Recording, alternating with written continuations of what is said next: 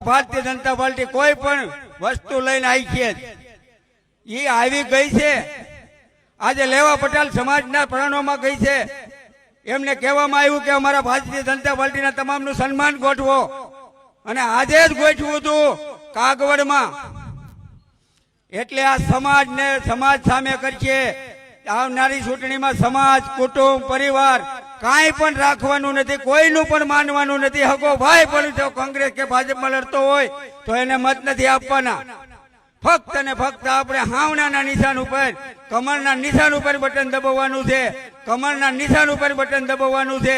કમરના નિશાન ઉપર બટન દબાવવાનું છે।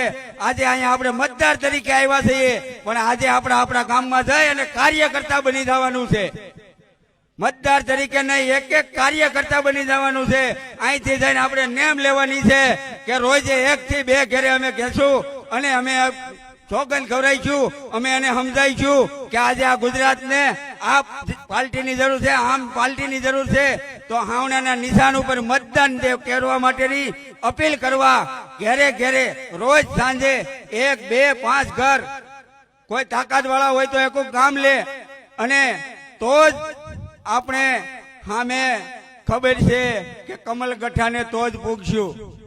બાકી બધું કરી લેવાના મૂડમાં છે।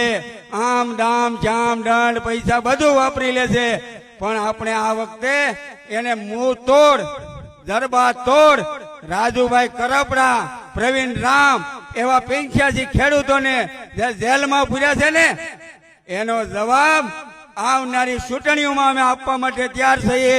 માટે તમારાથી જે થાય એ જુલમ કરી લેજો, જે કરવું હોય તે કરી લેજો, પણ તમે જેટલા અમને હેરાન કરજો, જેટલા દબાઈજો, એટલી તાકાતથી, એટલી 3 ગણી તાકાતથી અમે કામ કરવા માટે અમે તત્પર છીએ। એ જ પ્રતિજ્ઞા લઈ અને આજે આપણે ગામડામાં જઈએ।